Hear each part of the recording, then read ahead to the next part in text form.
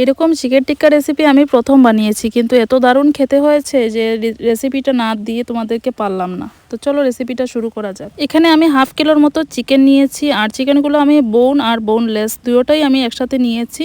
তোমরা চাইলে বোনলেসও নিতে পারো। এবারে এখানে আমি একটা মেরিনেশন বানিয়েছিলাম, ওই মেরিনেশনটাকে আমি চিকেনের মধ্যে ভালোভাবে কোট করে নিয়েছি, আর এটাকে একটু সময় রেখে দিতে হবে, প্রায় ওই ধরো আধ ঘন্টার মতো।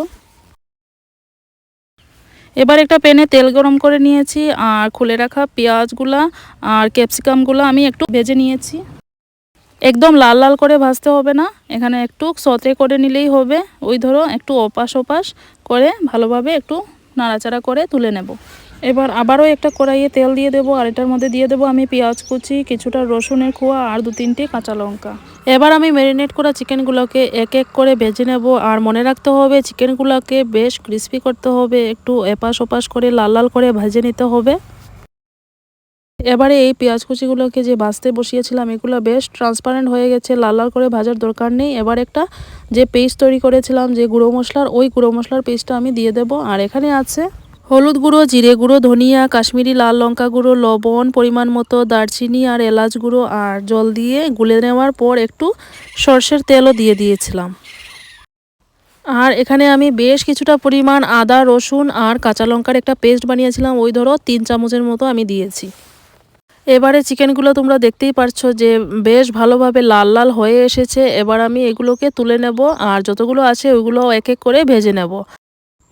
এবার যেগুলো মশলা আমি এখানে কষাতে বসিয়েছিলাম দেখতে পেয়েছো এখানের মধ্যে বেশ ভালোভাবে লাল লালভাবে কষানো হয়ে গিয়েছে, আর তেলগুলোও বেশ উপরে উঠে এসেছে। এবারে আমি চিকেনগুলোকে ঢেলে দেবো, আর 2-3 মিনিটের মতো এবার আরও কিছু সময় কষিয়ে নেব। আর কষিয়ে নেওয়ার পর এবার আমি পরিমাণ মতো জল দিয়ে দেব।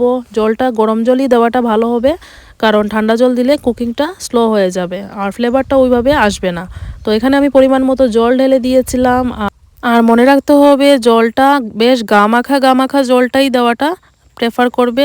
এখন আমি ভেজে রাখা পেঁয়াজ ক্যাপসিকামগুলোও আমি এখানের মধ্যে ঢেলে দেব, আর একটু সময় নাড়াচাড়া করে নিলেই ব্যাস আমাদের হয়ে গেল চিকেন টিক্কা মশলা রেডি। আর দেখতেই তো পাচ্ছ অনেক সুন্দর একটা গ্রেভি ভাব এসেছে, আর খেতেও কিন্তু দুর্দান্ত হয়েছিল। তোমরা একবার ট্রাই করে দেখতেই পারো।